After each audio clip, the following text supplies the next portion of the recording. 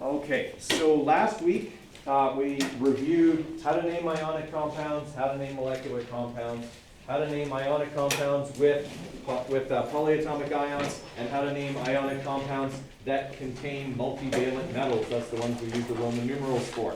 Okay, so the ones that we've got on here, so we've got some molecular and some ionic with polyatomic ions. No Roman numerals. I'll put one up that needs Roman numerals, then we'll have a couple of each. Okay, just to quickly review last week, and then, like I said, we'll move on to writing the formulas for all of those chemical compounds. We'll do one like this.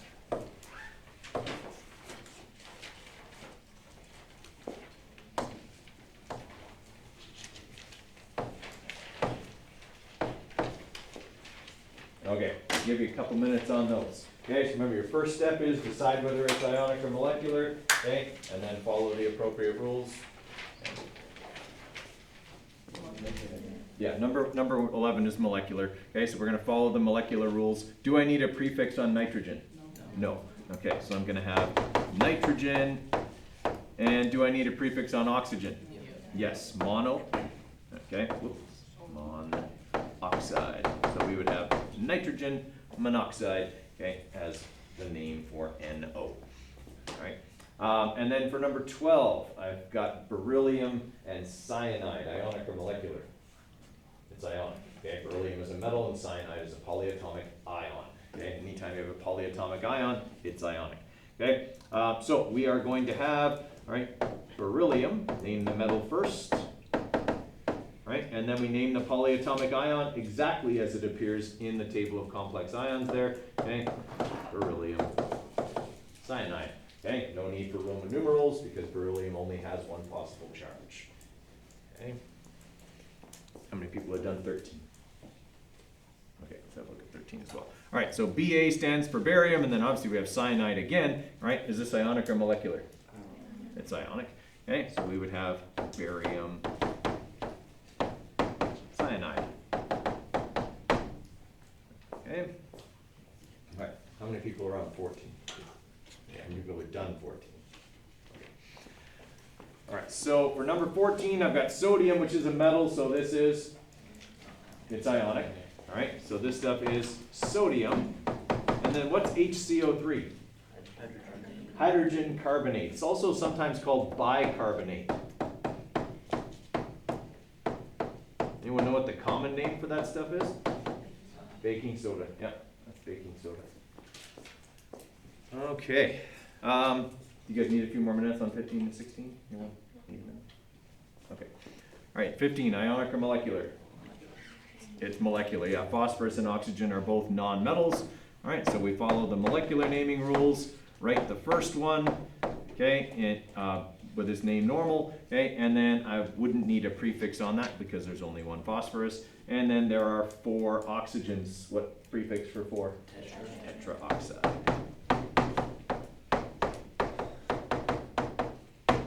All right, number 16 is as tricky as they get. It's ionic, it needs a Roman numeral, and it has a polyatomic ion. Okay, so they don't get any crazier than that in Science 10 at least. All right. So, what does Cu stand for? Copper. Okay. What does SO4 stand for? Sulfate. All right. So we followed the ionic naming rules. We've got copper sulfate. Problem is, copper has more than one possible charge. It can be a 1 or it can be a 2. So I have to look to my non-metal, which in this case is a polyatomic ion. All right. What's the charge on sulfate according to your chart? Okay. How many sulfates are there? 1 sulfate. Okay? In a sulfate ion, there's 1 sulfur and 4 oxygens, but that's a sulfate ion, and that's the reason I put it on there, because sometimes that gets confusing for people. They see the 4, they start assuming there are 4 sulfates. 1 sulfate is SO4. Okay, so you want to follow me on that? That's why I said last week, it wouldn't be incorrect. It's not necessary, but it's also not incorrect to put the sulfate ion in brackets, even if you're not putting another number out there. Okay? If I had another number out there, then I would go, okay, -2 times whatever that number is. but for right now, that number is a 1. Okay, there's one sulfate ion here. Okay, so if sulfate has a -2 charge, and there's only one sulfate, what does the charge on the single copper I have to be? 2. So this is copper 2 sulfate, okay, which is a blue crystalline solid, which we will actually be using in our first lab. Okay. All right, questions on that stuff? Okay, we will have some time to practice that probably today and tomorrow. Okay, and then we'll be moving on from there. Okay, if I want to write the names, or sorry, if I'm given the names and I want to write the formulas, okay, then there's a couple of things I've got to keep in mind. Probably writing the formulas is easier, okay, there's less to remember. Like you do the drop and swap for your ionic compounds and you use the prefixes to tell you how many of everything there is for molecular. So let's say I'm looking at this compound here.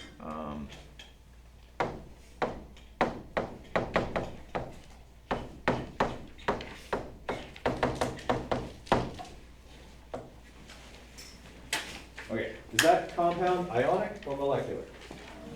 It's ionic, okay. If I want to write the formula for an ionic compound, the first thing I do is I write the symbol for the metal and its charge. What's the charge on calcium? +2. So I write the charge up top. Okay, it's with fluorine, that's F, and what's the charge on fluorine? -1. Okay, and now I drop and swap. Okay, so the 2 goes here, the 1 goes there, but we don't write 1s. There's my formula, CaF2. Right? The reason we do the drop and swap is to make sure that we have all the charges balanced. We have 1 calcium with a 2+ charge and 2 fluorines with a -1 charge each. Okay, does that equal 0? It does. That's why the swap and drop works. Now, the drop and swap works all the time as long as you remember to reduce if necessary.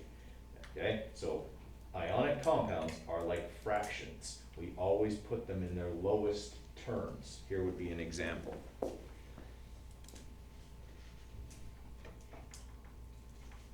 Eventually, there we go. Okay. So, if I had this,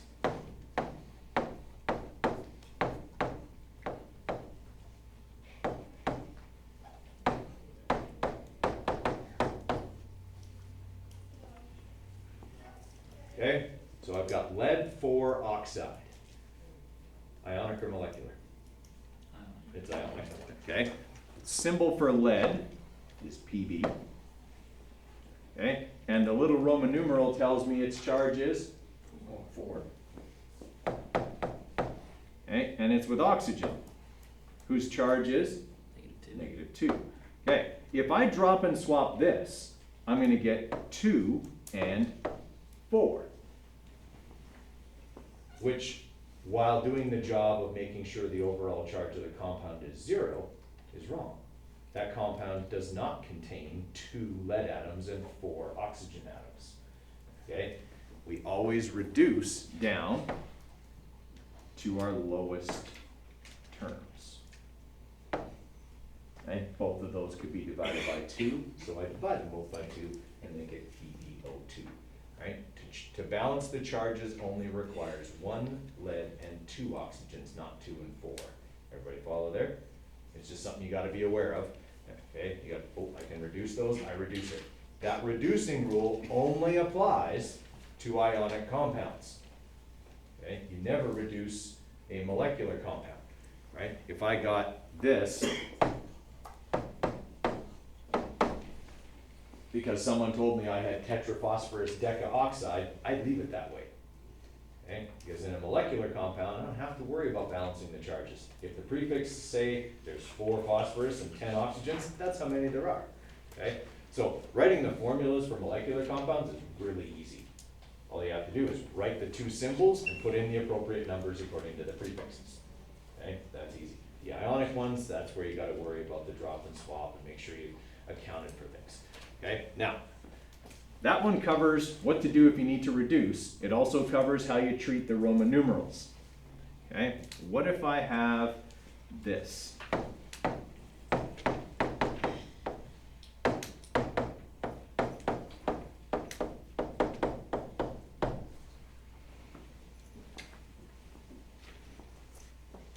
Okay, so I have calcium hydroxide.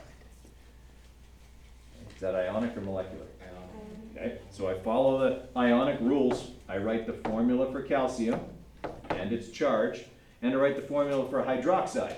What's the formula for hydroxide? OH. It's polyatomic ion. Okay, what's the charge on hydroxide? -1. Okay, when I drop and swap, what am I going to have to put into this formula that aren't there right now? Brackets. Okay, if I don't, when I drop and swap, I'm going to get 1 calcium, and I'm going to put a 2 here. That is not calcium hydroxide. Okay, that is calcium, I don't even know how you name that one. Okay, but it's got oxygen and 1 oxygen and 2 hydrogens, which is not the same we covered the other day as having, whoa, that bracket looked really flat. Okay, as having brackets around the polyatomic ion. Okay, so that's the only time we use brackets is if we have to put a number beside our polyatomic ion. Okay, and if we had this situation, this would be about as crazy as they get.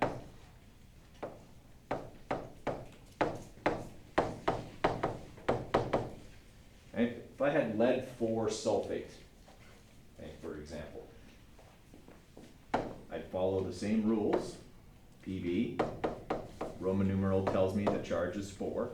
It's with sulfate, which is SO4. Okay, and as we saw just a minute ago, SO4 has a -2 charge. Okay, when I drop and swap, I'm going to get 2 and 4. Can I reduce that? Yep. Okay, down to 1 and 2. Okay, so do I just do this? No, that's 1 sulfur and 42 oxygens. I don't know how that happens, but it doesn't. Okay, so what do I need to put around the sulfate? Brackets. Okay, I do not change that number. Okay, sometimes people do that. They go, oh, I need a different number. They take the 4 out and they put in their swap and drop number. Okay, sulfate is SO4. I'm not changing that in a chemical reaction. Okay, I'm changing how many there are. Okay, I'm putting in a 2 there, but I'm not changing the ion itself, just how many there are. Does everyone follow me there? So there's just those little things we just have to be mindful of. They're nitpicky little details, okay, but they're things that are important for getting a compound written correctly, and then when we get to reactions, writing reactions properly and making sure everything balances out. Okay, so they're little nitpicky rules, but we have to know them. All right, so in your notes is this slide, okay, it's not a slide, but it's in there, okay, and it's got the steps for naming compounds, okay. Step 1, decide whether it's ionic or molecular. That's why every time I wrote one down, that was the first question I asked you, okay, is this ionic or molecular? Because I have different rules, okay. If it's ionic, then I write the formula for the metal and its charge, then I write the formula for the non-metal and its charge. Okay, and then I balance the charges by basically dropping and swapping. Step 4 can be abbreviated to swap and drop. Okay.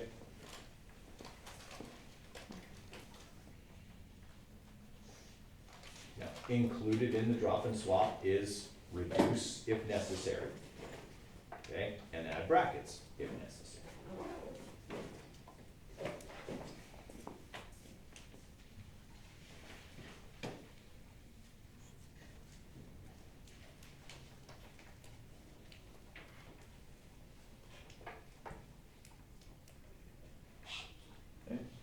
That one anymore?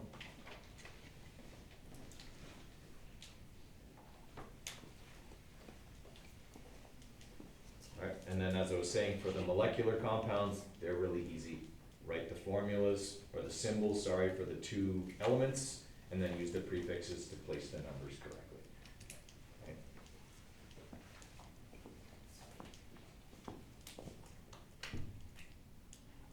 Okay, so if we decide it's molecular, write the formula for each element involved, read the prefixes, indicate the number of ions of each element present. Okay, so carbon disulfide would be CS2. Tetraphosphorus decaoxide would be P4O10. Okay, I don't reduce that because the charges aren't being balanced. This is just how many atoms are there sharing electrons, because that's what molecular compounds do. All right? Okay, does that seem familiar? Okay, because that stuff is exactly the same as what you would have learned last year, okay? And the stuff with ionic is the same with the addition of the Roman numerals and the polyatomic ions. Okay, the drop and swap still works the same, we just threw in those extra two things. Okay, this is, I think, just the short, this is the short version of that last slide, so, okay? If you're wanting to follow along, okay, and have kind of a set of rules, this is how they work, and every time I do an example up here, I will bore you to death by actually doing every single step and saying that I'm doing that step, okay, because that's how I roll. Okay. All right.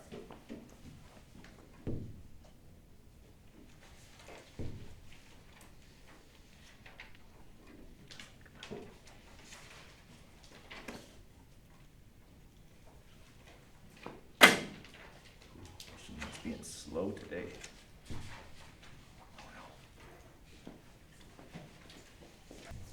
In your worksheet package, okay, is the chemistry workbook that you did the atom questions in the other day. Okay, in there are a bunch of naming and write the formulas worksheets.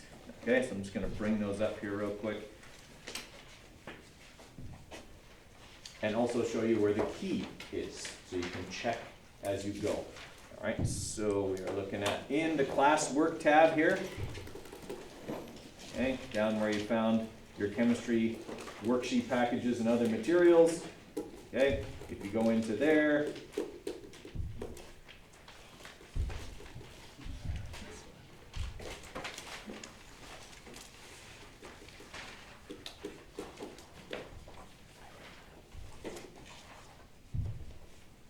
but for some reason I can't do it, even though it's mine. Okay, so the worksheet package is in there, okay? And then in this tab here are the worksheet keys, which I, for some reason, also cannot see. You'll need your chemistry workbook package or worksheet package. Go to the like second or third page.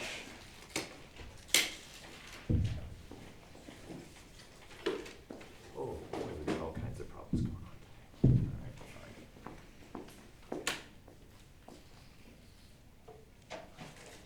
Okay, so the ones that are on the workbook file that I had are these ones here at the bottom of page 2, start at the bottom of page 2, all right? So they are what we just went over. I give you the name, you write the formula, all right? And in that page also was the key, or the key files. So if we go to that, okay, back one here.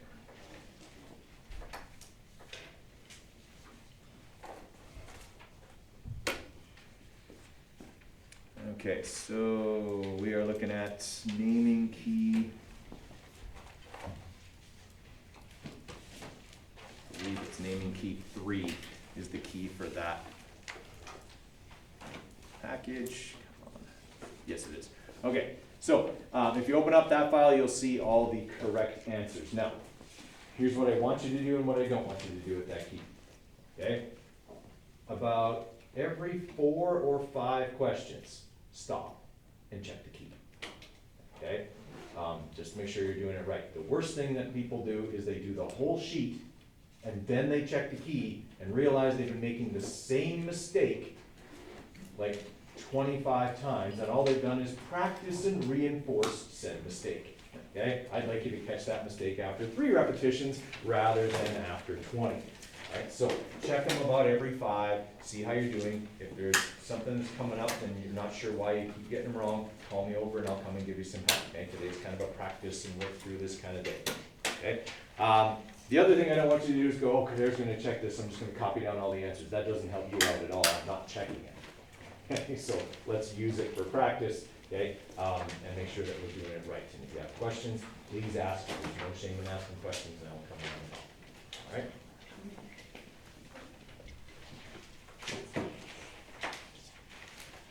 Okay. So I'll give you guys a few minutes to get ahead of me, and then I'll start, kind of walking through a few of these here or there, just to kind of reinforce and make sure we're doing it right. Okay, so ammonium is on the table of the table of polyatomic ions. It is the only positively charged polyatomic ion. It's right here, second from the top left. Okay, so it behaves as a metal, right? Because it's the only positively charged one. So when we're looking at ammonium sulfide, okay, we still follow those ionic naming rules. We write the metal. This is behaving as the metal. It has a positive 1 charge, and it's with sulfide, which has a -2 charge. Okay, and then we follow the same rules as before. We drop and swap. This is going to need brackets because I'm going to need to put a 2 beside it, because the 2 is going to drop and swap, right? And the 1 will drop and swap to here, okay? And that'll be my formula, NH4 bracket 2 with an S. All right, so ammonium is one of those weird ones, okay? It's the polyatomic ion that behaves metallically. Any other ones, guys?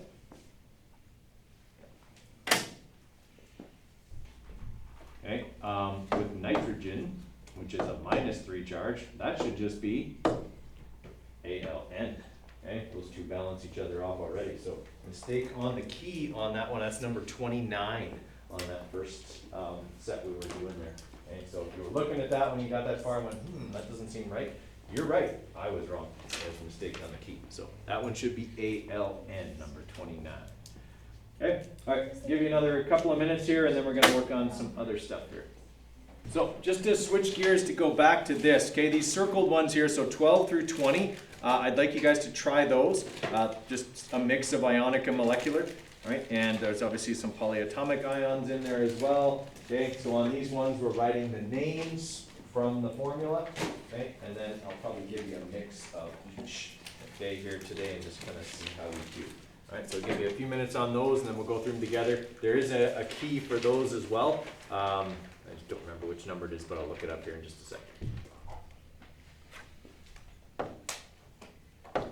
And naming starts with an N. Wow, it's definitely Monday, which does start with an N. Okay. Naming key. Number 1. Okay, let's have a look at a few of these ones here. So on number 12, and the reason I circled number 12 to have you guys do that one is because a lot of times people look at it and they go, oh, I've seen that on the table of polyatomic ions, and they just write this. Okay?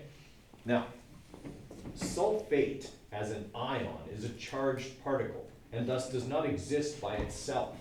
Okay? It can exist as part of an ionic compound, but not by itself. Okay? But 1 sulfur and 4 oxygens can also go together and have no charge. Okay? They can share their electrons and end up being a molecular compound, which is the case here. Okay? And that makes this not sulfate, okay, but sulfur tetraoxide. Okay, so that would only be sulfate if it was the second thing listed in an ionic compound. I'm only putting that on there because it comes up sometimes. Okay, for number 13, what we'll be looking at for a name there? Alex? Ammonium nitrate. Ammonium nitrates. Okay, we got 2 polyatomic ions, but we treat it like they're elements. We write the name of the metal, we write the name of the non-metal, but because it's polyatomic, we don't change the name at all. Okay, so ammonium nitrate. All right, what would number 14 be, Kel? Hydrogen sulfate. Hydrogen sulfate.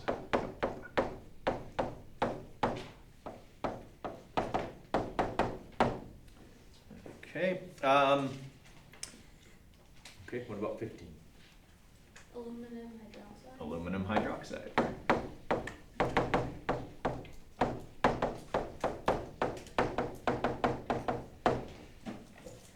Okay, what about 16? Zinc oxide. Zinc oxide. Okay, most common mistake I see with any ionic compounds containing zinc is people putting in a Roman numeral on that. Do I need a Roman numeral for that one? No. Okay, what about number 17? What are they looking at for a name there? Dinitrogen trioxide, right? We got a molecular compound, so we would use the prefixes. Ooh.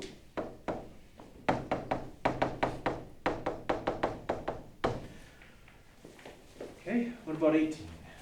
Carbon monoxide. Carbon monoxide, yeah, that's that odorless, colorless gas that's so deadly.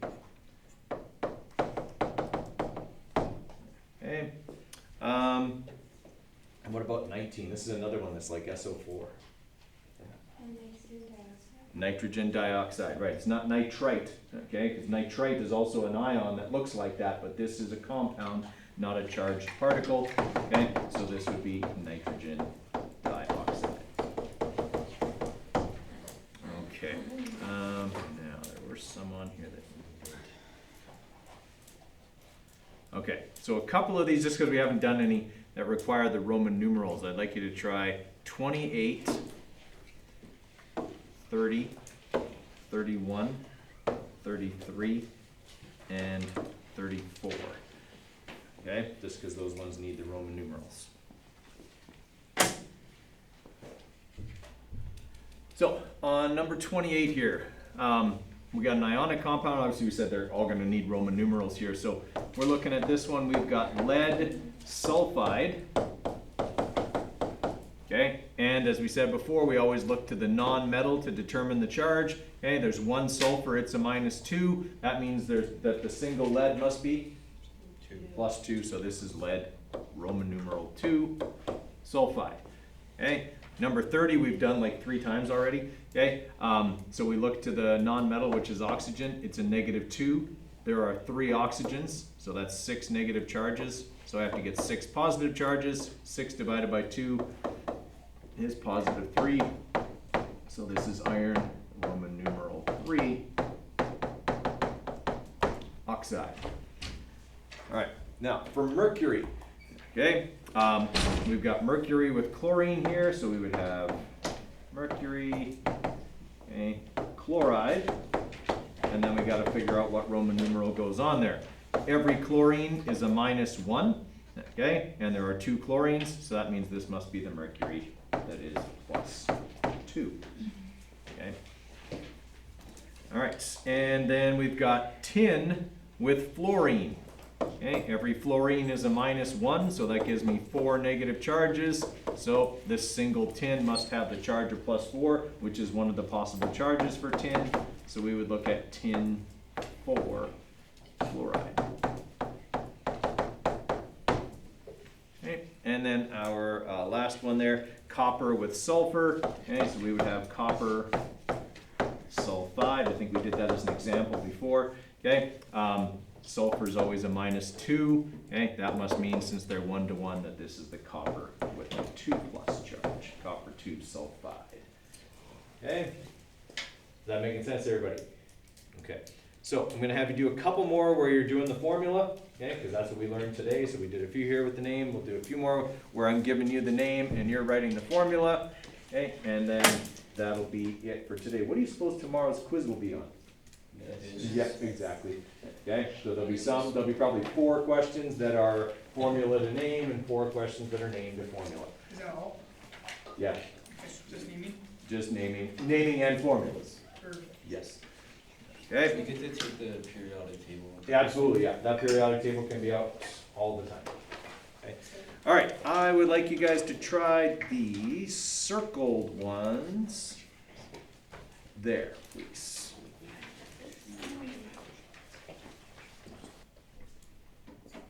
Okay, let's have a look at these ones here. So number 5, is that ionic or molecular? It's molecular. Okay, so I want to follow the molecular rules. Phosphorus, no prefix. That means there's how many? 1. Right. Okay, trichloride. So chlorine is Cl, and I'm putting a 3 after it. Perfect. Okay, number 8, we got cobalt with a Roman numeral 2 and nitride. What kind of compound? It's ionic. Okay, so according to the ionic rules, I write the metal with its charge. What's the charge on cobalt in this one? 2 plus, that's what the Roman numeral is for. Okay, so that's the 2 plus cobalt, and it is with nitrogen. So I write the symbol for nitrogen and its charge, and then what do I do with those charges? Swap and drop, right? So I bring the 3 down here, I bring the 2 down there. Okay, I can't reduce those numbers, so that's it. I'm done with that one, CO3N2. Okay. All right, for number 10, what kind of compound am I looking at? Ionic. Anytime I see Roman numerals, I'm looking at an ionic compound. All right, so I'm going to write the formula for nickel, and the Roman numeral tells me it's a 2 plus. It's with fluorine, which is a -1. What do I do now? Swap and drop. All right, the 2 goes here. Okay, I don't write 1, so I don't need to put it over there. Okay, NiF2. Okay, for number 11, also ionic, because we see the Roman numeral there, and we have manganese. The Roman numeral tells us this is the manganese that is +4, right? And it is with selenamide, that's Se, which is a -2, I believe. Yes. Okay, now I gotta drop and swap, but what am I gonna have to do? If I drop and swap, I'm gonna get 2 and 4. You have to reduce. Reduce, right, 2, 1, and 2. So we have MnSe2 for that one. All right, and then oxygen difluoride, ionic or molecular? Molecular, we got 2 nonmetals and prefixes. All right, how many oxygens? Just 1, there's no prefix on it. And how many fluorines? 2. Done. All right, and then number 16, disilicon octachloride. All right, ionic or molecular?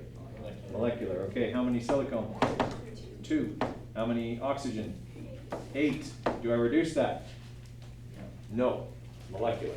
Okay, I don't reduce molecular. The prefixes are there to tell me exactly how many of everything there is. Isn't it chloride? Oh, sorry, chloride, not oxide. Saw the O there. Good catch. L8. Better. Okay, so we're not going to spend a whole lot of time practicing naming and writing formulas because from what I've seen this morning, we really don't need to. Plus, we've pretty much done it all before already. Okay, so we're going to see how tomorrow's quiz goes. That will dictate how much more time we spend on this. Here's the thing.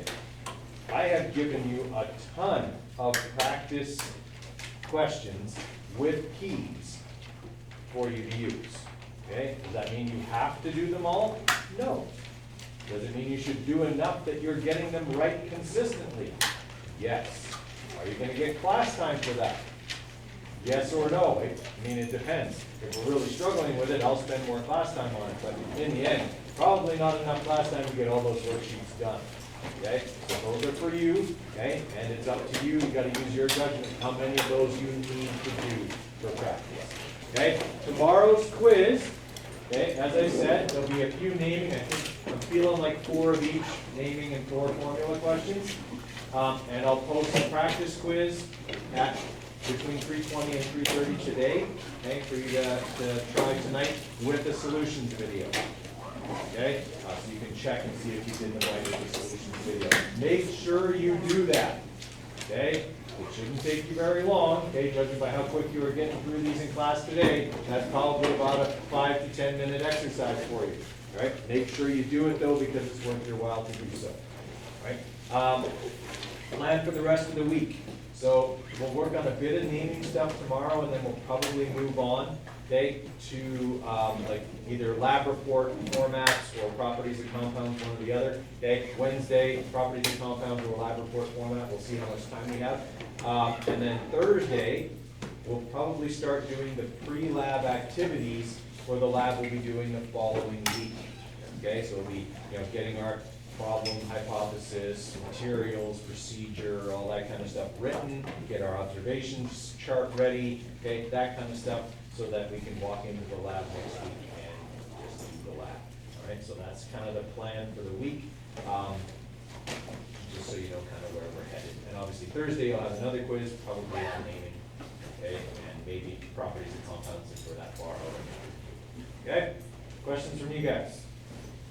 Okay, so you haven't had any homework from me yet, like really assigned or anything like that, other than the practice quizzes. But know that once we do the lab report, that will change, okay? Because you'll have to do, for sure, some of the lab report as homework, okay? And then there'll start to be a few more things as we go along, okay? I kind of let you get used to the place first, okay? But understand that it's gonna pick up, the amount of work you're gonna have to do at home is gonna pick up in the following weeks here, okay? So start thinking about how you're gonna manage your time and when you have spots available to do things, okay? All right, we will leave it there for today.